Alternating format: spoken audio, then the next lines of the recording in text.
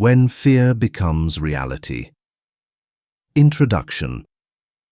Before we talk about wealth, success, love, or healing, we must face a quiet truth most people never want to hear. Your mind is already materializing. It is not waiting for you to learn how to manifest. It is not inactive until you discover a technique, a ritual, or a secret method. Right now, as you listen to these words, your subconscious mind is shaping your experience of life with one simple law. What you repeatedly imagine and feel must seek expression in your world. We love this law when we speak of dreams, goals, and desires. We call it manifestation, the law of attraction, creative visualization.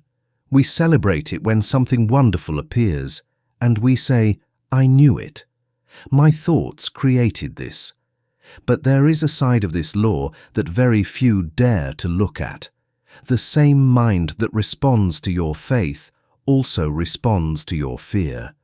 The same imagination that can build bridges and opportunities can also build prison walls around your life if it is left in the hands of worry, doubt, and anxiety. Your fears, too, can manifest.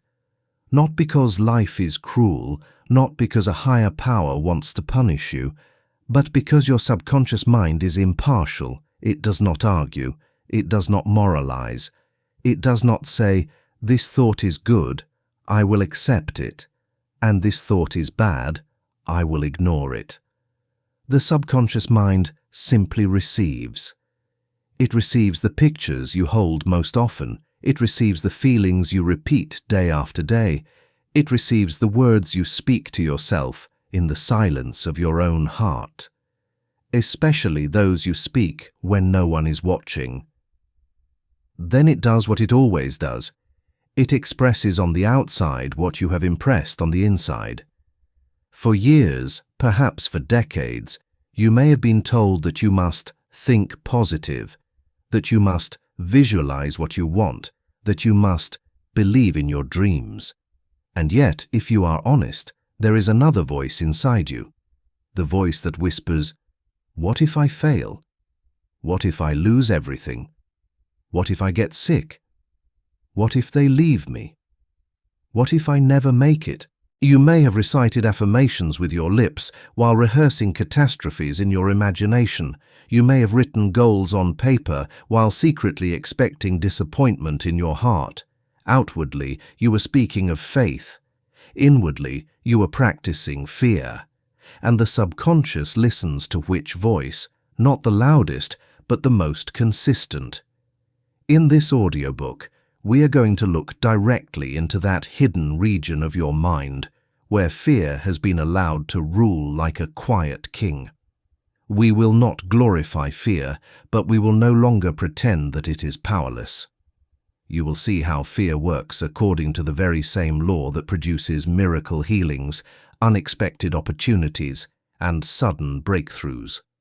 You will understand why some areas of your life seem to repeat the same painful pattern, the same kind of relationship, the same kind of financial struggle, the same kind of emotional storm, almost as if a script were being played out from somewhere deeper than your conscious choice. You will discover that this script is nothing mystical in a vague sense. It is simply the result of images, beliefs, and emotional states impressed on your subconscious mind over time. Joseph Murphy, one of the great metaphysical teachers of the last century, taught that your subconscious mind is like fertile soil. Whatever seed you plant in it, whether of faith or fear, of confidence or inferiority, of abundance or lack, that seed will grow after its kind.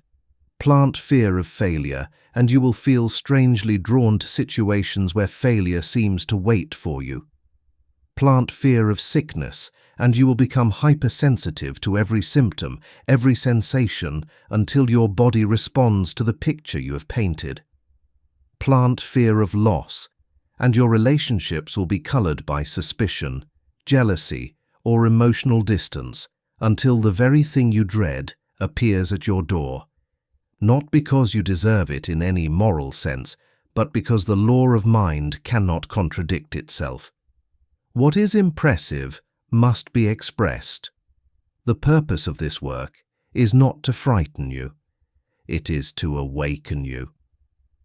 You have perhaps been taught the bright side of manifestation, how faith can heal the body, how imagination can open unexpected doors, how inner conviction can turn invisible ideas into visible success. You will not lose that. You will deepen it, because when you truly understand that your fears also manifest, you stop treating fear as a harmless private emotion. You begin to see it as a form of negative prayer. Every night you go to sleep with worry in your heart, you are, without knowing it, praying for more of what you do not want. Every morning you rehearse disaster scenarios before getting out of bed. You are, without realizing it, asking your subconscious to repeat the pattern. And your subconscious, ever faithful, ever obedient, tries to make you right. In the pages ahead, I will reveal 9 powerful ways you can begin reprogramming your subconscious mind immediately and effectively, so that the life you desire can unfold with clarity, ease, and purpose. You will see how to recognize the subtle ways fear disguises itself as prudence, realism, or just being careful. You will learn how to interrupt the old mental movies that have kept you trapped in the same storyline. You will experience, through simple inner exercises and new mental habits, what it is like to shift from fear-based imagery to faith-based imagery. Most importantly, you will discover that fear does not have to be your enemy. The same energy that once fueled your anxiety can be reclaimed and redirected as confidence, inner peace, and quiet spiritual authority. Every time you notice fear, you will have a choice. Do I continue feeding this image and allow it to seek expression in my life? Or do I withdraw my emotional attention, replace the picture, and impress my subconscious with a higher pattern, one of safety, provision, love, and divine order? This audiobook is an invitation to take that choice seriously, not as a momentary inspiration, but as a new way of living. If your fears have been powerful enough to shape your reality in painful ways, imagine what your faith, consciously directed, could do for you. From this moment forward, as you listen, I invite you to accept one foundational truth. Your mind is a creative instrument. It has been creating all along. And now, with understanding, you are ready to guide it. Your fears have manifested long enough. It is time to see what happens when your faith takes the same throne. You said, perfect. ChatGPT said, thought for a few seconds, love it. Let's keep going then. Chapter 1. The Law of Mind. Fear and faith use the same power. Before any technique, before any affirmation, before any visualization, there is a simple fact about your inner life that you must understand. Your mind is governed by law. Not a human law that can be negotiated, broken, or bent by emotion, but a principle as exact as gravity. This principle has been called many names: the law of belief, the law of mind, the creative law of the subconscious. Whatever name you prefer, its operation is always the same. Your subconscious mind takes the idea you feel is true and quietly works to express it as experience. It does not move because of what you casually wish. It does not move because of what you repeat mechanically with your lips. It moves when an idea penetrates deeply enough to become a conviction, when it is wrapped in emotion and accepted as real in the hidden chamber of your heart. This is why some people, with very few words, transform their lives, while others say thousands of affirmations and see almost nothing change. The subconscious responds not to noise, but to inner consent. It listens to the feeling behind your thought. When you grasp this, you see something that can unsettle you at first. Fear and faith are not two different forces. They are two directions of the same creative power. Faith is your inner assent to good. It is the feeling that life is on your side, that you are guided, that possibilities exist even when senses deny them. Fear is your inner assent to evil. It is the feeling that life is against you, that danger is near, that disaster waits in the shadows. In both cases, you are using the same spiritual instrument, imagination charged with emotion. Imagine the subconscious mind as a fertile field. The soil does not argue with the seed. It does not decide which one is more worthy, which one is moral, or which one is appropriate. It simply receives and reproduces. Plant wheat, and it does not give you thorns. Plant thorns, and it does not give you wheat. The nature of the harvest comes from the nature of the seed. In exactly the same way, the subconscious does not argue with your mental pictures. It accepts them. If the picture is of harmonious success, quietly supported by a feeling of, yes, this is for me, the law of mind begins moving you, your ideas, your actions, and circumstances toward that pattern. If the picture is of failure, loss, humiliation, or danger, supported by the feeling, I know something bad will happen, the law of mind moves in the same faithful way, only now in the direction of your dread. The power itself is neutral. Like electricity, it can light a home or burn it down. The direction is determined by how you use it. This is where many sincere people are deceived. They say, I believe in success but feel constantly unworthy. They say, I trust that I will be healed, but secretly visualize the worst outcome over and over again. They say, I know I will be provided for, yet live as if every bill, every unexpected expense is proof that they are abandoned by life. Outwardly, they speak faith. Inwardly, they practice fear. The law of the mind obeys the deeper feeling. You may remember times when you just knew something bad was going to happen, and then it did. You may have said, I knew it, I felt it, I sensed that something would go wrong. What you often do not see is that this knowing was not a spiritual warning meant to paralyze you, but a belief you had rehearsed for days, weeks, or even years. You lived with certain assumptions. Things never work out for me. I always lose what I love. Every time something good appears, something bad follows. Those assumptions are not harmless opinions. They are seeds. The mind takes these repeated statements, especially when accompanied by strong feeling, and treats them as a command. It begins filtering your perception so you notice more of what confirms them. It pushes you toward choices that unconsciously fulfill them. It makes you interpret neutral events in a way that keeps the story alive. And finally, when circumstances appear that match the inner pattern, you feel strangely proven right, not realizing that the law of mind has simply done its work. When Joseph Murphy spoke of the subconscious, he insisted that it is not a secondary, weak part of you. It is the creative part. It is the builder that never sleeps. It is the silent artisan that shapes health or disease, peace or anxiety, abundance or lack, according to the blueprint you hand it through belief. That blueprint is not drawn once.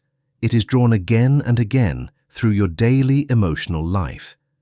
Every time you indulge in catastrophic thinking, imagining the worst outcome with vivid detail and strong feeling, you are drafting a negative blueprint. Every time you rehearse old memories of failure and say, that's just how life is, you are confirming the old design. Every time you dwell on stories of tragedy, lack, betrayal, and say, this world is dangerous, people are cruel, nothing ever lasts, you are giving the subconscious a model to reproduce. The law of mind takes these models seriously because it does not know you are just venting, just being realistic, or just being cautious. It only knows that you are presenting an image with emotion. That is enough. This is why your fears seem so powerful. It is not that fear has its own independent force. It is that you offer your best mental energy to your fears. You think about them longer, feel them more intensely, revisit them more often, and discuss them more passionately than your dreams. You feed them, you worship them. And what you worship in the inner temple of your mind, you eventually meet in your outer life. But this law that seems harsh at first is, in truth, your greatest ally. If the mind can produce such vivid confirmations of your fear, imagine what it can do with your faith.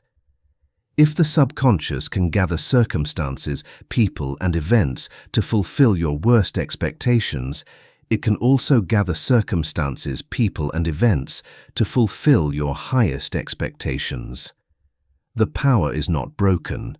It has never been absent. It has simply been misdirected. When you begin to see that fear and faith are not equal in authority, but equal in method, a door opens. Both use the same channel, imagination plus emotion repeated over time. The difference is that one contracts your life, the other expands it. One binds you to the old self-image, the other frees you into a new one. You do not fight the law of the mind, you work with it. You stop begging the universe to give you a different result while continuing to plant the same fearful seeds. You recognize that every time you picture what you dread, you are spending spiritual currency on a reality you do not want. And you decide, gently but firmly, to spend that currency elsewhere. From this understanding, the rest of this journey unfolds. You will no longer see fear as a random tormentor. You will see how it operates within the very same law that once produced your greatest blessings, and how, by changing the content of your belief, you can change the direction of your life. The law of mind is simple. What you impress, you express. Your fears have impressed themselves long enough. Now you will learn how to give this law a new assignment. Chapter 2. How Fear Programs the Subconscious Mind. If the subconscious mind is the fertile soil of your life, fear is the unnoticed gardener that has been planting seeds while you were busy elsewhere. You were not born with most of your fears. They were learned, rehearsed, and impressed. To free yourself, you must see clearly how that programming happened and how it is still happening now. The subconscious is most open when you are relaxed, distracted, or emotionally charged. It does not enter into debate with you. It receives impressions through three main pathways: repetition, vivid imagery, and strong feeling. Fear is so effective because it uses all three at once. Think of the first time you were truly frightened as a child. Perhaps there was an illness in your home, an argument between adults, a sudden loss, a financial crisis, or a humiliation at school. Your conscious mind at that age did not have enough information to interpret events accurately. It did not know about economic cycles, relationship dynamics, or medical explanations. It only knew the raw sensations: raised voices, worried faces, tension in the room, tears, silence, the feeling that something terrible was happening. In those moments, the subconscious drew a conclusion. Life is not safe. Love can vanish. Money disappears. Bodies break down. The world is unpredictable. I am not secure. These conclusions were not spoken out loud, but they were written quietly into the inner script. Because the emotion was so intense, the impression went deep. Later, similar situations confirmed the belief, not because they were identical, but because the subconscious began filtering your attention. You noticed most what matched the original fear. You remembered most what agreed with your first painful conclusions. You forgot or minimized the countless moments where you were safe, loved, provided for, and protected. In this way, fear did not just respond to reality, it began shaping your perception of reality. Then came repetition. Perhaps you grew up around conversations saturated with worry. Adults say, life is hard. Money doesn't grow on trees. People cannot be trusted. Everyone ends up sick sooner or later. Don't expect too much. You'll just be disappointed. These phrases, heard over and over again in a charged emotional environment, became like hypnotic suggestions. You did not sit down to analyze them, you absorbed them. You must understand something very important here. The subconscious is programmed less by logic and more by atmosphere. A fearful statement spoken with conviction in a tense environment penetrates more deeply than a wise truth spoken once and forgotten. This is why one negative experience can mark a child for years, while dozens of positive experiences seem to fade. The emotional intensity of fear gives it a false authority, unless you later challenge and revise it. As you grew older, you began to rehearse fear on your own. You pictured the worst before exams, interviews, journeys, and conversations. You imagined failure before trying something new. You played mental movies of embarrassment before speaking in public. You lie awake at night, seeing in your imagination all the ways things could go wrong. You did not know that each of these sessions was a kind of inner training. You were tutoring your subconscious in the language of defeat. The mind does not distinguish between an event that is vividly imagined and one that is physically lived.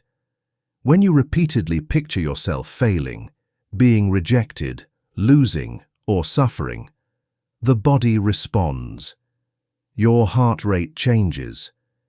Your muscles tighten. Your breathing shifts. Chemicals are released as if the danger were real. The subconscious takes note. This scenario must be important because it is accompanied by such intense feelings. Therefore, it becomes part of your inner catalogue of truth. This is how fear programs your reactions as well. A person who has played the movie of rejection 1,000 times does not walk into a new relationship as a blank slate. They arrive pre-programmed. The slightest delay in a reply, the smallest change in tone, the most innocent action from the other seems heavy with danger because it matches the fear that has been rehearsed inside for years. The subconscious, already convinced that abandonment is inevitable, pushes the person to interpret everything through that lens. At the level of behavior, fear often wears the mask of protection.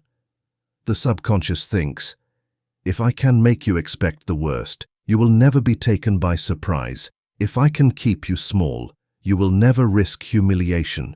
If I can make you worry constantly about money, you will never be careless. It believes that by holding you in a state of constant alarm, it is helping you survive.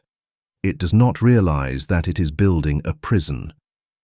Joseph Murphy emphasized that the subconscious is not malicious. It is obedient. It carries out the orders given to it by the conscious mind, especially those given through constant emotional thinking. When you say internally, I always ruin everything, the subconscious does not argue.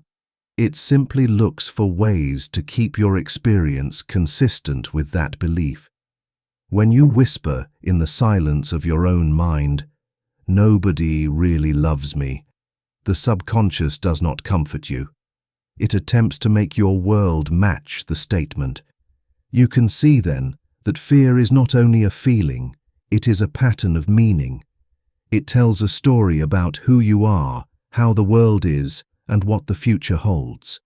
That story is imprinted each time you relive old wounds, each time you worry about what has not yet happened, each time you choose the worst interpretation of a neutral event. The good news is this: any pattern that was learned can be unlearned. Any story that was written can be revised. The very process that programmed fear into your subconscious can be used in reverse to program confidence, peace, and trust. You will not do this by fighting fear directly, but by weakening its authority. You do this by noticing when fear speaks, recognizing its habitual phrases and refusing to treat them as oracles. Instead of saying, "This voice is telling me the future," you say, "This voice is repeating my past conditioning." That simple shift is powerful. It separates your true self from the program. You then begin to introduce new images and new feelings, gently but persistently. You rehearse scenes of success instead of failure, safety instead of danger, and enough instead of lack. At first, the subconscious resists, not because it is evil, but because it is loyal to the old script. But every time you choose the new picture over the old fear, you send a new message, with repetition, vivid imagery, and strong feeling directed toward good. The same law that once enslaved you begins to set you free. Fear programs your subconscious without asking your permission. Now consciously, you will reclaim that power and decide what gets written on the inner screen. Chapter 3. The Many Faces of Fear: Scarcity, Loss, and Rejection. Fear rarely walks into your life announcing its true name. It does not always appear as panic or terror. Most of the time, it dresses itself in ordinary clothing and passes as common sense, caution, or personality. To disarm it, you must learn to recognize its masks. At the core, fear usually takes three main forms: fear of not having enough, fear of losing what you have, and fear of not being enough. These show up as scarcity, loss, and rejection. They seem like different problems on the surface, but they are branches of the same root: the belief that you are separated from the good you need. Start with scarcity. Scarcity is not just a lack of money in the bank. It is a way of seeing the world. It whispers that there is never enough, that opportunities are rare, that you must fight others for your portion, that life is a hostile competition, and you are always a few steps behind. A person programmed with scarcity does not simply observe their financial situation, they interpret it through a fearful lens. A bill arrives, and instead of seeing it as a simple transaction, they feel it as a threat. A slow month at work becomes a prophecy of long-term ruin. Someone else's success is not a neutral fact, it becomes proof that there is less left for me. The subconscious, impressed with images of lack, begins to organize perception and behavior around deficiency. You hesitate to invest in learning, in new skills, in your own growth, because you can't afford it. You stay in unfulfilling jobs because better options don't exist for people like you. You undercharge, overwork, and apologize for your prices because somewhere deep inside you have accepted the belief that you are always one step away from collapse. Joseph Murphy taught that behind scarcity, consciousness is a deeper error, the idea that your supply comes only from visible channels. When you believe that your goodness is limited to a specific job, a specific person, or a specific economy, fear naturally arises. But when you begin to see that all channels are only instruments of an infinite source, and that this source works through countless ways, the inner ground shifts. Scarcity loses its apparent authority because it is seen as a misperception, not a law. Now look at the second face: fear of loss. If scarcity says there won't be enough, fear of loss says, even if I have something good, it will be taken away. This fear often develops after painful experiences of death, betrayal, sudden change, or abandonment. The subconscious, trying to protect you, concludes that attachment is dangerous, so it builds subtle defenses. You may find it hard to fully enjoy what you have. In the back of your mind, a voice whispers, "This is too good to last." When you receive affection, opportunity, or recognition, you feel a shadow behind it, as if something is waiting to cancel it. You may sabotage success so that you can say, "I chose to let it go," instead of facing the terror of having it ripped away. In relationships, fear of loss can create a constant background tension. You may become controlling, checking messages, questioning motives, and building invisible tests for the other person to pass. Or you may become distant, never fully committing, so that if the relationship ends, you can claim that you never gave your whole heart. In both cases, fear of loss silently shapes the story. The subconscious believes it is saving you from a deeper pain, not realizing that its strategy is producing the very loneliness and dissatisfaction you fear. The subconscious mind, loyal to the old wound, expects loss and therefore keeps you living in a way that makes loss more likely. You might avoid important conversations, letting small misunderstandings grow into large distances. You might stay in situations that are already broken, clinging out of fear until circumstances force an abrupt end. You might mistrust every sign of loyalty, pushing people away with accusations or withdrawal. Then, when separation finally happens, the old belief is strengthened. See, nothing lasts. Everyone leaves. The third face of fear runs even deeper. The fear of not being enough. Scarcity speaks about things. Fear of loss speaks about circumstances and people. The fear of not being enough speaks about you. This fear does not always sound loud. Sometimes it is a quiet, constant hum at the edge of your awareness. I am not worthy. I am not capable. I am not lovable. Something is wrong with me. It can hide beneath perfectionism, where you overwork, overgive, overperform, trying to earn what you already fear you don't deserve. It can hide beneath arrogance, where you exaggerate your importance to cover the inner sense of inadequacy. It can hide beneath chronic indecision, where you cannot commit to anything because every choice feels like an exam you are doomed to fail. The subconscious mind, once it accepts the belief, I am not enough, begins to organize your experience to confirm that statement. You gravitate toward people who mistreat or undervalue you because their behavior matches your inner script. You feel drawn to environments where you are not seen, not respected, not recognized because they feel familiar. Opportunities that would require you to see yourself differently are dismissed as too much, not for me, impossible. A door opens, but the inner program says, you should not walk through this. You will only prove your inadequacy more clearly. From the outside, people may see talent, beauty, intelligence, and potential in you. They may encourage you, support you, and point out your gifts. But if the subconscious has accepted the opposite belief, their words bounce off like arrows hitting a shield. Praise feels false. Compliments feel uncomfortable. Success feels like an accident waiting to be corrected. In this way, the fear of not being enough blocks the reception of good, even when it is literally in front of you. What is common to all these faces of fear is this: they each create a self-fulfilling prophecy. Scarcity consciousness leads to decisions that keep you in lack. Fear of loss leads to behaviors that strain relationships and stability. Fear of not being enough leads to choices that hide your gifts and shrink your life. This is not punishment. It is the law of mind in action. The subconscious works diligently to make your experience match your concept of yourself and your concept of life.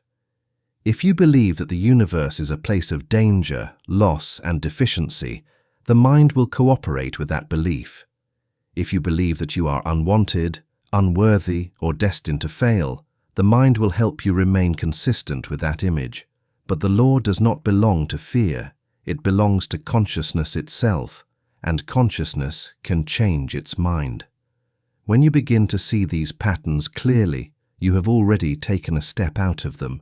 What you can observe, you are no longer completely identified with. When you catch yourself saying, "There is never enough," you can pause and remember that this sentence is a suggestion, not a prophecy. When you hear yourself think, "They will leave me like everyone else," you can recognize that this is the voice of old pain, not the voice of present truth. When you feel the familiar heaviness of, "I am not enough," you can choose to treat it as a memory, not an identity. In those moments, something subtle but profound happens. You stop giving fear the final word. You withdraw a little of the blind faith you had placed in its stories. Joseph Murphy would say that the first great act of liberation is to realize that your dominant beliefs are choices, not destiny. They were formed by repetition and emotion. They can be dissolved by new repetition and new emotion. In the chapters to come, you will learn how to introduce new concepts of abundance, safety, and worthiness into the subconscious mind. You will see how to replace the inner pictures of scarcity with images of provision, the inner narratives of loss with narratives of divine order, the inner judgments of not enough with a recognition of the spiritual richness already within you. For now, it is enough to notice the faces of fear in your own life. Where do you most feel there is never enough? Where do you most fear that what you love will be taken away? Where do you most doubt your own value? Do not judge yourself for your answers. Simply see them as evidence of how powerful the law of mind has been, even when used unconsciously. If fear, in these forms, has been able to shape your days with such precision, imagine what will unfold when you begin to direct the same creative power with clarity, love, and faith. Chapter 4. When Fear Becomes Flesh. The body as a screen of the mind. There is a point where fear stops being an invisible feeling and begins to write itself in muscle, breath, heartbeat, and chemistry. At that point, people say, "It's no longer in my head, it's in my body." What they often do not realize is that the body was never separate from the mind. It has always been the screen upon which the inner film is projected. Your subconscious mind governs all the vital functions of your body. It regulates your heart without asking you, digests your food while you sleep, repairs tissues, fights infection, balances temperature, and coordinates every process that keeps you alive. This same subconscious responds to your dominant emotional states. It listens to what you believe about life and about yourself and adjusts the body accordingly. When fear becomes chronic, the subconscious receives a clear message. We are in danger. Not for a moment, not in response to an actual threat, but as an ongoing condition. The body, obeying this signal, enters a state of prolonged alert. Muscles tighten, breathing becomes shallow, the heart beats faster, and stress hormones are released more frequently. This response was designed by nature to help you face short-term emergencies. It was never meant to be the atmosphere in which you live every day. Yet many people live exactly like that. They may not be running from a physical enemy, but they are running from imagined disasters in their mind. They wake with worry, go through the day with tension, and fall asleep rehearsing all that might go wrong tomorrow. The subconscious cannot distinguish between a lion in the room and a catastrophe vividly imagined. It responds to the emotional signal, not the physical facts. Joseph Murphy often spoke of a man who feared heart disease so intensely that he read every article, watched every patient, and listened to every story about heart failure. He constantly examined his pulse, studied his chest sensations, and discussed his terror with anyone who would listen. His imagination was filled with pictures of collapse, ambulances, hospitals, and funerals. His subconscious, flooded with these images and the accompanying feelings, finally produced the very condition he dreaded. This is not superstition. It is the interaction between belief, nervous system, and physiology. Every thought of fear has a corresponding physical echo.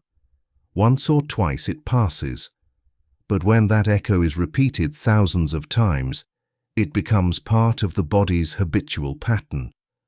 The nervous system is trained to live on edge.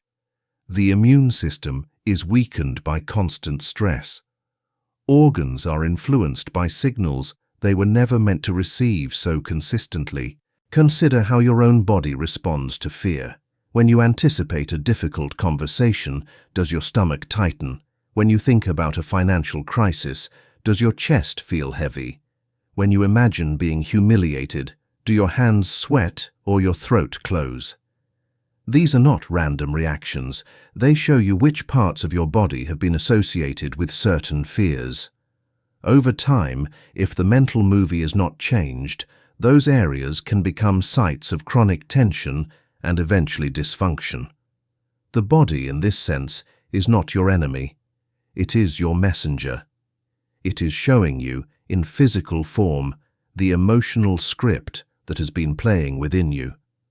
Headaches, for some, are the printout of mental overload and unexpressed worry. Digestive issues may be the printout of not being able to digest certain experiences or fears. Chronic fatigue can be the body's way of saying, "I cannot live in constant alarm anymore." Of course, there are physical factors, genetics, environment, diet, and accidents. Not every illness is directly caused by fear, but fear can aggravate existing conditions, slow healing, and predispose you to problems that might otherwise have remained dormant. Your belief about your body becomes part of the body's environment. When a person lives with the conviction, "I always get sick," the subconscious cooperates. It lowers resistance at the slightest trigger. When someone repeats, "My family is doomed to this disease," they are not just stating a fact, they are reinforcing a script. Even if there is a genetic predisposition, the mind still plays a role in how that predisposition expresses. Fear says, "It is inevitable," and the body listens. On the other hand, there are countless testimonies of people who, after receiving serious diagnoses, changed their inner lives and experienced remarkable recoveries. They did not do this by pretending their condition did not exist, but by refusing to let fear be the dominant voice. They began to see their bodies as responsive to divine intelligence, as capable of renewal, as instruments of life rather than victims of fate. They fed their subconscious images of health, strength, and wholeness instead of rehearsing images of decline. Murphy described cases of individuals who repeated simple healing affirmations with feeling several times a day and combined them with vivid mental images of themselves already well. Over time, their bodies began to align with the new inner pattern. The change did not always come instantly, but as the subconscious accepted the new blueprint, it guided the body's processes toward restoration. The same law that allows fear to become flesh also allows faith to become flesh. The body is neutral. It does not choose sides. It expresses the ideas most deeply accepted by the mind. This perspective does not mean you should reject medical help or ignore symptoms. It means that whatever path of treatment you choose, you recognize that your beliefs, emotions, and mental pictures are part of the treatment. You work with the physician, not against them, by aligning your inner world with the outcome you desire: healing, balance, strength. You can begin this process by listening to your body without panic. When a symptom appears, instead of immediately concluding the worst, ask gently, "What fear has been speaking through this part of me? What story have I been repeating that might be weighing on this area?" You may notice that certain fears always trigger certain sensations. That recognition is valuable. It shows you where the film of your mind is pressing on the physical screen. Then, consciously, you offer a different message. If fear has been telling your heart, "You are weak, you will fail," you begin to speak calmly to that same heart. "You are strong, guided, and supported by the infinite life within me." If fear has been tightening your throat with images of humiliation, you imagine yourself speaking with confidence, being heard and respected, and you affirm inwardly, "My words are guided, and I am safe to express myself." At first, the old sensations may continue. The body has been trained over the years, but with patience and persistence, new impressions take root. Each time you respond to a fearful symptom with calm affirmation instead of panic, you interrupt the old program. You are telling your subconscious, "We are no longer going to use the body as a canvas for terror. We will use it as a canvas for trust." This is one of the deepest meanings behind the phrase, "Your fears also manifest." They manifest not only as circumstances and events, but as posture, breath, sleep, energy levels, and overall vitality. They shape how you inhabit your own physical form. But if fear has had such power over your body, imagine the power of a steady, loving belief in life, in healing, in the intelligence that created you. Imagine what happens when you stop sending signals of danger to your cells and start sending signals of safety, gratitude, and cooperation. The body has been listening to fear for a long time. It is willing, even eager, to listen to something higher. In the same way that a chronic pattern of fear has carved grooves in the nervous system, a chronic pattern of faith, practiced daily, can carve new grooves. Little by little, the body learns a new language. Muscles relax more easily. Breath deepens. The heart finds a calmer rhythm. Sleep becomes more restorative. Symptoms diminish as the inner storm quiets. The body is not a prison built by your fears. It is a living instrument through which your spirit can express harmony. When you understand this, you no longer see illness as a random curse, nor health as a random blessing. You see both as part of a larger dialogue between mind and matter, and you realize that, beginning now, you can speak a different word into that dialogue. Chapter 5. Fear and Money. How Scarcity Consciousness Materializes. Few subjects reveal our fears as clearly as money. You can hide your worries about love behind jokes, your fear of rejection behind bravado, your fear of illness behind busyness, but your relationship with money quietly exposes what you truly believe about life, about your worth, and about the nature of supply. Money itself is neutral. It does not carry fear or peace in its paper and numbers. It is a symbol, a tool, a means of exchange. The emotional storm around it comes from the meanings the mind has attached to it. For many, money has been linked to survival, power, humiliation, shame, control, and insecurity. And because of that, fear finds in money a fertile ground to operate. Scarcity consciousness is not simply having a low balance in your account. It is the conviction, often unspoken but deeply felt, that there is never enough and that you are always on the brink of loss. It is the inner voice that insists, if something can go wrong financially, it will. If an unexpected expense appears, it will destroy my fragile stability. If I ever manage to get ahead, something will happen to pull me back. This inner voice is not just commentary, it is a command. When Joseph Murphy wrote about wealth, he did not focus on tricks or outer strategies first. He began with consciousness. He taught that wealth is an idea in the mind before it is a condition in the world. If the idea in your subconscious is poverty, lack, or unworthiness, no amount of external hustle will provide lasting peace. You may earn more, but you will still feel poor inside. You may change jobs, but you will recreate the same tension in a new setting. You may receive an unexpected sum, and yet lose it quickly in a way that matches your inner expectation. Fear of poverty programs the subconscious with images and emotions that the law of mind must take seriously. Imagine someone who, from childhood, heard phrases like, "We never have enough," "Rich people are greedy," "Life is one long struggle," "You have to sacrifice everything just to survive."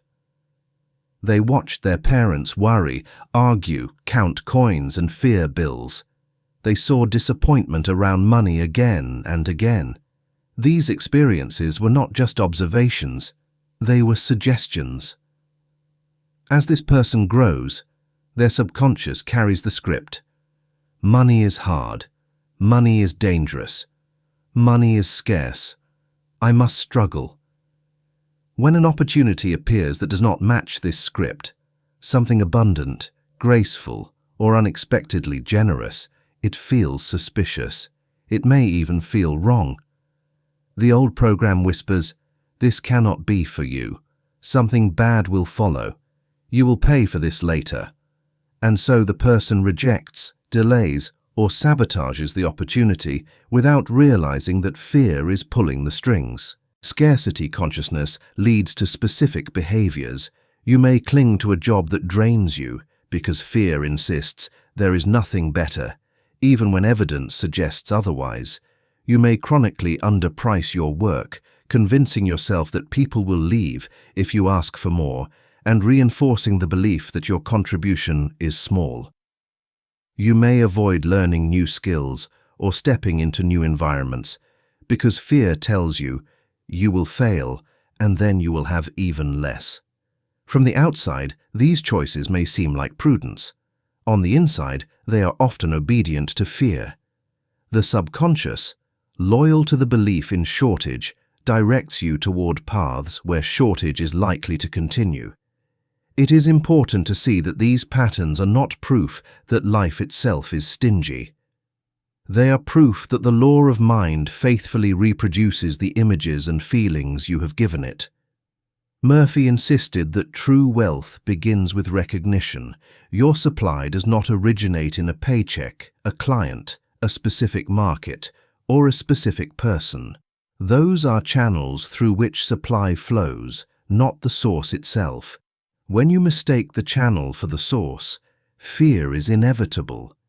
If the job goes, the person leaves, the market changes, you feel cut off from life itself. But when you realize that the real source is invisible, an infinite intelligence that can open new channels at any time, the mind begins to relax. Scarcity loses part of its grip. Fear of money is not always about having too little. Some fear arises when money finally arrives. A person raised on the belief that rich people are bad, or, if you have money, others will attack you, may feel guilt or anxiety the moment their finances improve. The subconscious associates wealth with danger or moral failure, and so it seeks to restore the safety of lack. The person may make reckless decisions, overspend, or enter into chaotic situations that drain their resources. On the surface, it looks like bad luck. At a deeper level, it is the mind trying to return to the state that matches its belief. Your fears around money may take many forms. You may fear that you will never escape debt, fear that you will be old and unsupported, fear that others will judge you if you ask for more, or fear that you will lose yourself if you become prosperous. No matter how sophisticated the outer story is, they all whisper the same message. You are not supported. You are on your own. Life will not provide. These messages do not just sit in your head. They create an atmosphere around your actions. They make you contract when you should expand, hesitate when you should step forward, and cling when you should release. They lead you to decline collaborations out of suspicion, to stay silent when you should propose an idea, and to ignore intuitive nudges that could lead to new income. In time, the lack of movement becomes what you call reality. And yet within you, there is another possibility. The same law of mind that has been used unconsciously to manifest scarcity can be used consciously to manifest supply. The same imagination that has replayed scenes of unpaid bills and financial collapse can be trained to imagine stability, generosity, and flow. The same emotions that fear has tied to money, shame, panic, guilt, can be gradually replaced with gratitude, peace, and confidence. This does not mean you stop acting in the world. It means that actions taken from fear are replaced by actions taken from a deeper sense of support.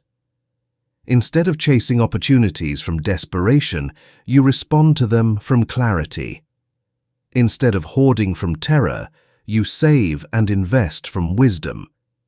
Instead of undercharging to avoid rejection, you honor the value you bring, trusting that right clients and channels will resonate with that value. Murphy would invite you to begin by changing the story you tell about money at the subconscious level. Instead of repeating, "There is never enough," you begin to affirm, "Infinite supply flows to me in perfect ways. I am guided to the right opportunities, and right opportunities are guided to me." Instead of saying, "I am always in debt," you affirm, "Divine order governs my finances. I am learning, growing, and moving steadily into balance and abundance." These statements, if spoken mechanically once or twice, will not override years of fear. But if you saturate your mind with them daily, especially when relaxed, and if you combine them with mental images of yourself paying bills peacefully, giving generously, receiving compensation gladly, and living with a calm sense of sufficiency, the subconscious will begin to accept a new blueprint. You may not notice a sudden miracle overnight, but you will notice subtle shifts. You may feel less panic when looking at your accounts. Ideas for improvement may arise where before there was only dread. Conversations open that lead to new work, new clients, or new levels of responsibility. You find yourself making wiser choices not out of fear, but out of self-respect. It is often when fear loosens its grip that the channels open more easily. Life has always wanted to support you. It was your inner agreement with scarcity that blocked the flow. To move from fear to faith in financial matters is not to become irresponsible. It is to recognize that anxiety is not a strategy. Worry has never paid a bill. Panic has never created wise planning.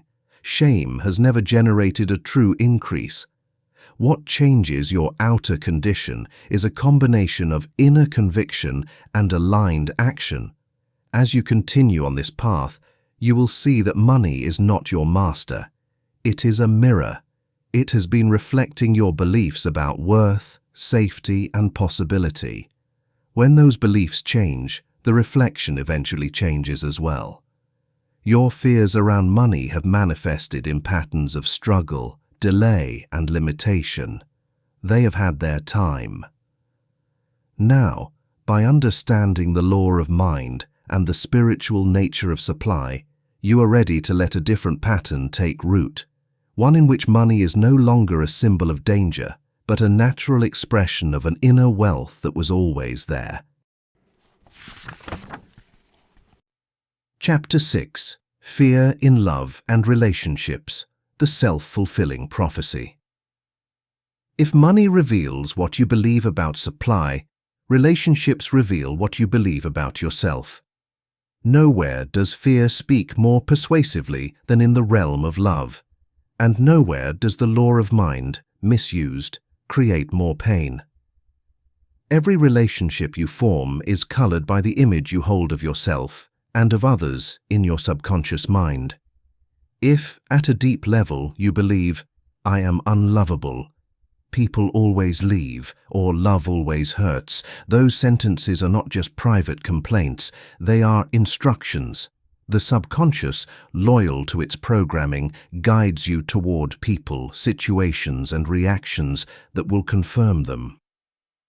Fear in relationships usually takes three shapes.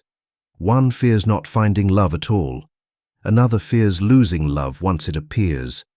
A third fears being truly seen, convinced that if anyone gets too close, they will discover something shameful and withdraw. Perhaps you have known the first kind. The person who says, "No one will ever choose me," carries images of rejection in their mind like old photographs. They recall every time someone did not return their affection, every time a message was ignored, every moment of social awkwardness. They replay those scenes, often with added imagined commentary. Of course they didn't want you. You are not enough. You're not attractive, interesting, or worthy. The subconscious does not see these as memories only. It sees them as definitions. It accepts "I am unwanted" as a description of reality and begins to filter experience accordingly. Invitations are dismissed with suspicion. Genuine interest is overlooked. The person may gravitate toward those who are emotionally unavailable because their behavior matches the inner expectation. Then, when the connection fails, the old belief tightens. See, it always happens. Fear has fulfilled its own prophecy. The second type fears loss. They may find love, but cannot rest in it. The subconscious, bearing the imprint of abandonment or betrayal, warns constantly. This is too good to last. Be careful. They will hurt you. They will leave. This warning does not remain in the mind. It seeps into behavior. The person checks, questions, tests, clings, withdraws, and demands proof. They live not in the present relationship, but in imagined future scenarios where it collapses. Under such pressure, love grows anxious. The partner feels accused or never enough. Simple delays or distractions are interpreted as signs of impending departure. Conflicts are magnified into omens. And so the relationship, which might have been a source of joy, becomes a theater for fear. If it finally breaks, the subconscious quietly declares, "I was right," and the belief in inevitable loss becomes even stronger. The third form of fear hides beneath masks. Some keep an emotional distance, never revealing their true thoughts or vulnerabilities. They play roles: the strong one, the funny one, the rescuer, the perfectionist. Deep inside, the belief whispers, "If they truly knew me, they would not stay." Intimacy feels dangerous, not because the other is untrustworthy, but because the inner image of self is harsh and unforgiving. To protect that fragile image, the subconscious prevents a deep connection. It creates subtle sabotage, unexplained moods, sudden withdrawals, attraction to dysfunctional partners where intimacy is unlikely. Again, the belief is confirmed. No one really sees me. No one really chooses me. Joseph Murphy would say that all these patterns arise from one core misbelief, that your worth depends on the changing opinions and actions of others. When you hand the verdict of your value to another human being, fear must arise, because no human is perfectly stable. People grow, change, come and go. If your sense of being lovable is tied to their behavior, your inner life will constantly shake. The law of mind cannot give you what you have firmly denied within yourself. If you inwardly insist, "I am unworthy," the subconscious will bring you experiences that agree. If you affirm, "Love always ends in pain," you will unconsciously participate in endings that hurt. Not because the universe wants you to suffer, but because your creative center is following the script it was given. To change your relationships, you must first change the image you hold of yourself in relation to love. This does not mean blaming yourself for every disappointment. It means recognizing that there is a deeper power in you than the old wounds that have been directing your choices. Begin by noticing the sentences you speak in the silence of your heart. No one stays. I always attract the wrong people. I ruin everything. I am too much. I am not enough. These are not harmless phrases. They are affirmations of fear. Each time you repeat them, especially with feeling, you impress them more deeply on the subconscious. Then, gently, you introduce a new word. Not a dramatic declaration you cannot yet believe, but a higher truth you are willing to consider. Instead of, "No one ever chooses me," you might begin with, "There are people in this world who can recognize my value, and I am learning to recognize it too." Instead of, "Love always abandons me," you might affirm, "I am guided into relationships that are healthy, respectful, and aligned with the love of the divine within me." At first, these new affirmations may feel strange or even false because they do not match your past. Do not be discouraged. You are not describing the past. You are selecting the seed for your future. The subconscious will accept them if you persist, especially if you combine them with new inner images. Yourself calm in connection, yourself speaking honestly and being received with kindness, yourself letting go of what is harmful without fear, trusting that something better can follow. You also begin to see others differently. If you secretly believe people are cruel, everyone deceives, or no one can be trusted, you will constantly scan for betrayal, and you will find it. But if you begin to affirm, "I attract people who reflect the divine qualities of honesty, respect, and goodwill," your attention will shift. You will notice different kinds of people. You will set different standards. You will walk away sooner from what does not honor you, not from fear, but from clarity. The greatest transformation of all comes when you stop asking another human being to heal your sense of lack. No partner, no friend, no family member can permanently fill an inner void created by your own belief in unworthiness. They may comfort, support, and reflect your goodness, but if you reject that goodness in yourself, their efforts will never feel enough. Murphy would remind you that your true worth comes from your origin in the infinite. You are not valuable because someone chooses you. Someone chooses you because, at some level, they glimpse the value that has always been there. When you begin to see yourself as a living expression of divine life, deserving of respect and kindness, not as a fragile beggar for affection, the law of mind has a new pattern to work with. Your fears in love have manifested often enough. They have built stories of abandonment, patterns of conflict, and cycles of disappointment. Now, as you become aware of the law that has been operating all along, you can direct it differently. You can allow the subconscious to accept a new script, one in which you are not chasing love, not bracing for loss, but standing in the quiet certainty that you are lovable, and that relationships can be places where both souls grow in safety and truth. Chapter 7. Transmuting Fear into Faith. The Inner Alchemy. There comes a moment on this path when you realize that fighting fear has never truly freed you. You may have wrestled with it, argued with it, tried to drown it in distraction, or numb it with activity, but like a shadow at noon, it always returned. That is because fear is not an intruder from outside. It is your own creative force, bent in the wrong direction. To be liberated, you do not destroy that force. You redirect it. This redirection is the inner alchemy. Every alchemist begins with base material. In the work of the soul, that base material is often fear. Fear of lack, fear of loss, fear of rejection, fear of the unknown. These fears feel heavy, dense, and immovable, yet hidden within them is the very same energy that, when purified, becomes courage, wisdom, and faith. The transformation begins not with denial, but with recognition.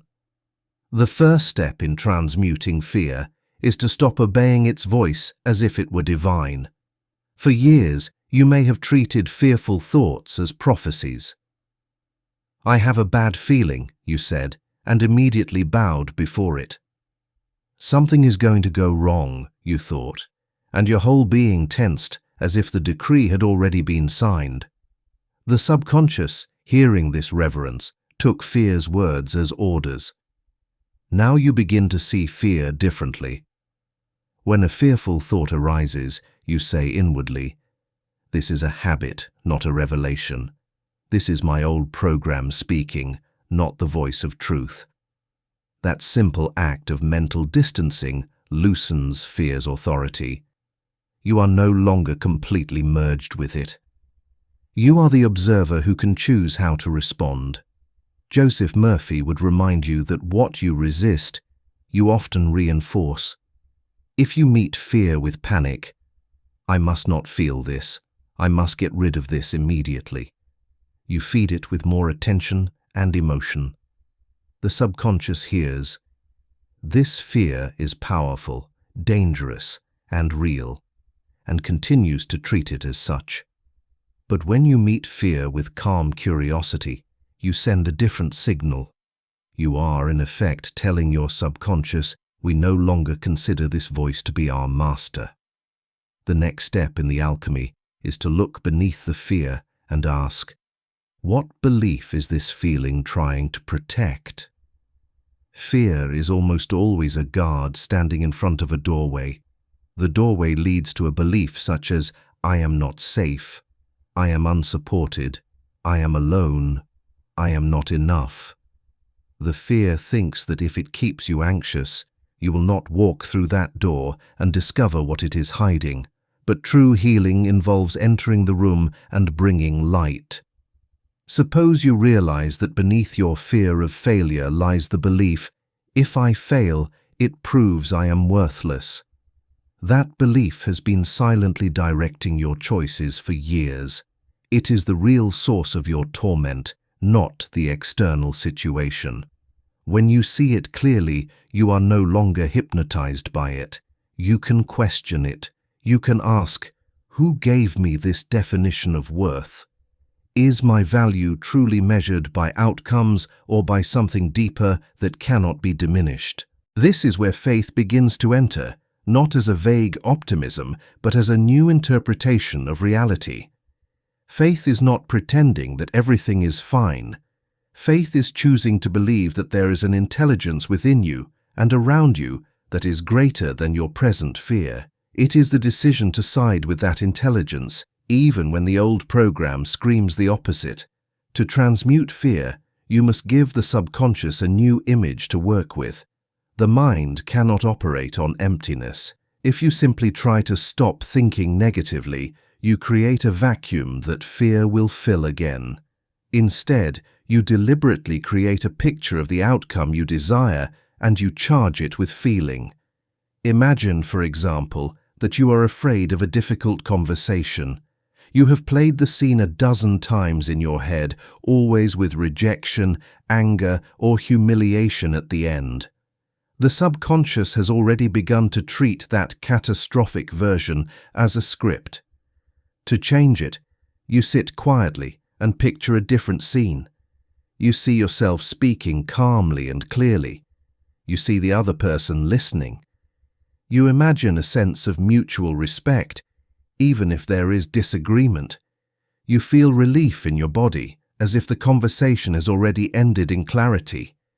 You hold this image gently, without strain, and repeat it until it begins to feel possible. At first, the old fear images may try to intrude. The mind may say, "This is unrealistic, you are just fantasizing." Do not argue. Gently bring back the new scene and remind yourself, "My subconscious accepted fear through repetition and emotion. It will accept faith in the same way." Each time you return to the higher image, you are performing alchemy. You are turning the raw energy of fear into a new pattern. Murphy often recommended affirmations because they give precise instructions to the subconscious, but their power lies not in the words alone, it lies in the feeling you generate as you speak them. When you quietly repeat, "The peace of God fills my mind and heart. I am divinely guided in all that I do," you are not casting a spell. You are feeding your inner life a new assumption. If you say it 10 times with your lips and once with your heart, the subconscious hears the one time. So you slow down.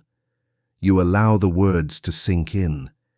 You imagine what your life would look like if they were true. You let that image stir a gentle, growing sense of trust. That is how the impression is made. Transmuting fear also involves shifting where you place your attention. Fear thrives on fixation. It wants you to stare at what might go wrong, to replay it repeatedly, to consult it before every decision. Faith, in contrast, directs your attention to what can go right, to the resources you have, to the possibilities that exist beyond your current view. This does not mean ignoring facts. It means choosing which facts to magnify. If you are facing a challenge, fear will point only to obstacles. Faith will also point to capacities you have developed, to help that may be available, and to lessons learned from past experiences. When you deliberately recall moments when you were supported, guided, or unexpectedly helped, you are training your subconscious to see life as a cooperative presence, not an enemy. That change in perception reduces fear's fuel. There is another element in this alchemy that is often overlooked: surrender. Not surrender to fear, but surrender to the illusion of total control. Much fear arises from the belief that you must personally manage every outcome, anticipate every danger, and prevent every possible disappointment. When you accept that there is a wiser intelligence working with you, you can release some of that false burden. In prayerful language, you might say, "Infinite intelligence, I do what I can with wisdom and love, and I trust you with what I cannot control." When repeated sincerely, this attitude allows the nervous system to relax. The subconscious hears, "We are not alone in this. There is help beyond our limited view." Fear loses its absolute grip because it is no longer the only voice offering a plan. The alchemy of fear into faith is not a single dramatic event, but a daily practice. Every time you notice a fearful thought and choose a higher interpretation, you perform a small transmutation. Every time you replace a catastrophic image with a constructive one, you turn base metal into gold. Every time you affirm a truth of safety, supply, and worthiness instead of rehearsing doom, you instruct the subconscious to build a different future. Over days and weeks, these small acts accumulate. The inner climate changes. Fear does not vanish forever. You are still human, but it loses its throne. It becomes a visitor, not a ruler. And when it knocks, you know what to do. You acknowledge it, listen for the belief behind it, and then gently hand that belief to a higher truth. In this way, the very energy that once created prisons becomes the fuel for your freedom. Chapter 8. From Worry Rituals to Faith Rituals. By now you can see that fear has never been a single feeling that occasionally visits you. It has been a practice, a ritual, a way of using your mind repeatedly in one direction. It has been your unspoken devotion. Without realizing it, you have given time, imagination, and emotion to your fears every day. That is why they have become so powerful. To change your life, you must change your rituals. Every day, almost automatically, you perform certain inner actions. You may wake up and immediately check problems in your mind like someone checking a list: money, health, relationships, work. You may rehearse worst-case scenarios while you shower, travel, or wait in line. You may lie in bed at night scrolling through old mistakes, future disasters, and imagined confrontations. These are not random thoughts. They are worry rituals. A ritual is anything you do with regularity and attention. When you perform it, you strengthen whatever it is directed toward. Worry rituals strengthen fear. They train the subconscious to believe that danger is always near, that you must always be on guard, that peace is a luxury you cannot afford. The law of mind does not ask whether this is pleasant. It simply notes where your energy is being invested. If you give your best focus to fear every morning and night, it concludes that fear is your chosen master. It organizes your outer experiences accordingly. The invitation of this chapter is simple and radical. Replace worry rituals with faith rituals. You will not add these on top of your anxiety. You will gently exchange one habit for another. The times of day when your mind used to serve fear will become the times of day when it serves a higher pattern. The first sacred window is morning. When you wake, your subconscious is still close to the surface. The mind has not yet been flooded with noise and demands. For many people, this is the most vulnerable moment of the day. The old program immediately plays, "What if I can't handle today? What about that bill, that conversation, that problem? What if things get worse?" The body responds with tension before you even stand up. Imagine something different. You wake, and before you reach for your phone, before you let your mind run down the familiar tracks of fear, you pause, you take a slow breath, you speak inwardly or softly, a simple declaration. Today, I choose to trust the life within me. Infinite intelligence goes before me and makes my way clear. I am guided, supported, and protected. You are not pretending that no challenges exist. You are deciding which truth will be first in your consciousness. As you repeat these words, you picture your day unfolding with a sense of order. You see yourself handling tasks with calm. You imagine conversations going more smoothly than your fears predict. You feel, even for a moment, that you are not alone in what awaits you. This is a faith ritual. At first, the old habit of worry will try to reclaim that space. Thoughts may say, "This is naive, you must think of problems. Let them pass like clouds." Gently return to your new declaration.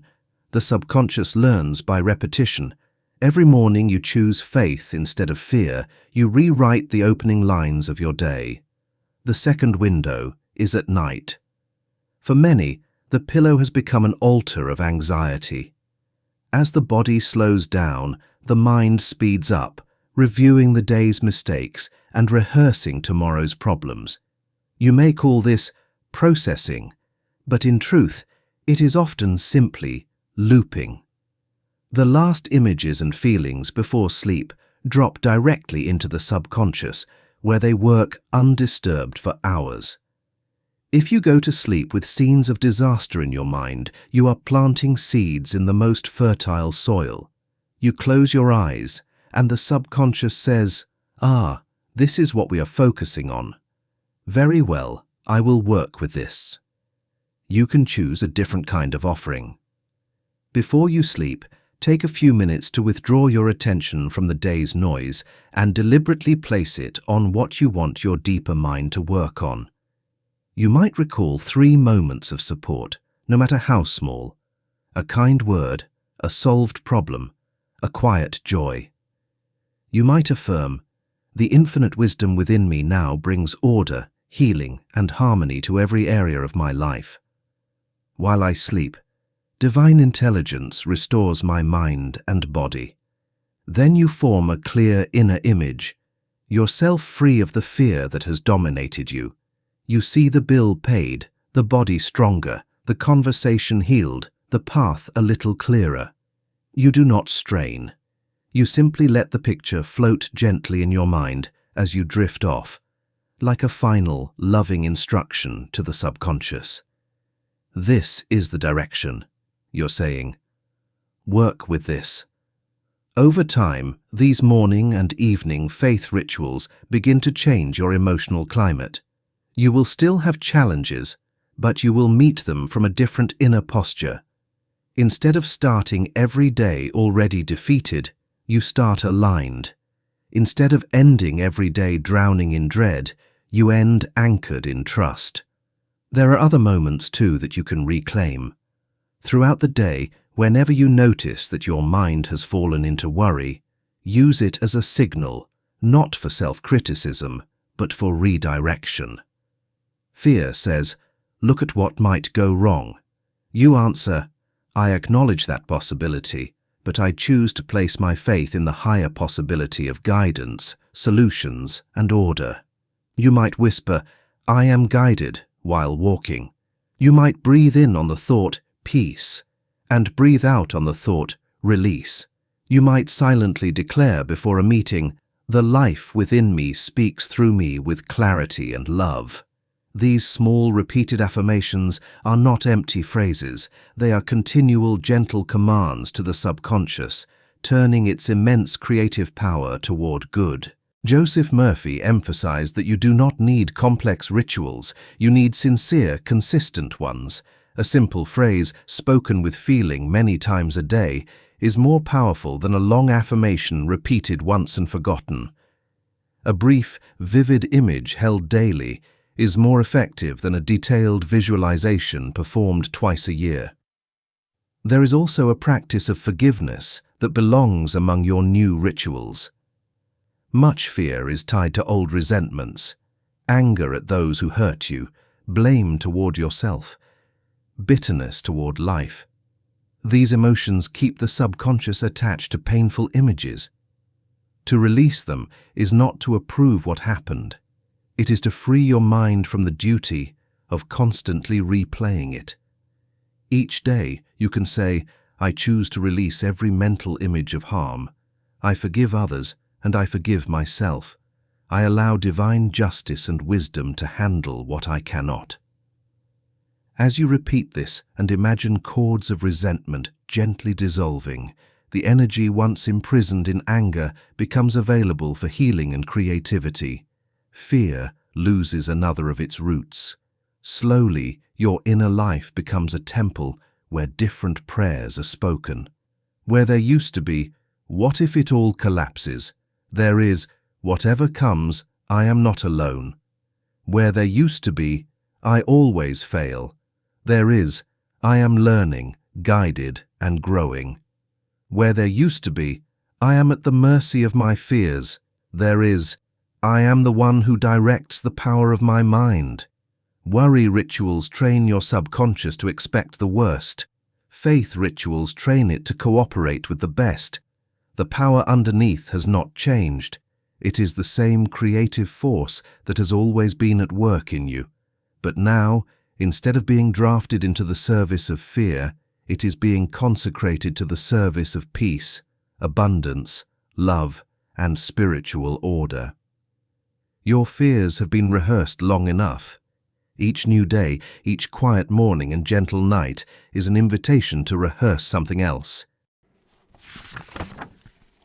Epilogue. What will you choose to materialize now? You have seen, step by step, that your fears were never just private storms inside your head. They were instructions. They were seeds. They were prayers you did not know you were praying. The law of mind has been faithful. It has taken your most repeated images, your most emotional thoughts, your most rehearsed expectations, and quietly built a life that matched them. Not to punish you, simply because that is what it does. Now you know. You know that worry is not harmless. You know that anxiety is not neutral. You know that the stories you repeat about money, love, health, and your own worth are not just background noise, they are blueprints. But you also know something greater. The same power that once obeyed your fear will gladly obey your faith. From this moment, you are no longer a victim of what might happen. You are a conscious chooser of what you will impress upon your subconscious mind. You may still feel fear at times, this is human, but you will not build altars to it anymore. Instead, you will ask, what belief is this fear trying to protect? Is this really the truth about who I am and how life is? And gently, firmly, you will answer from a higher place. Let this be your quiet, final decision as this audiobook closes. I no longer use my imagination to rehearse my ruin. I use it to cooperate with the good that already lives in me. My mind is an instrument of peace, supply, love, and divine order. My fears have manifested long enough. From now on, I give my creative power to faith. The law of mind has not changed. You have.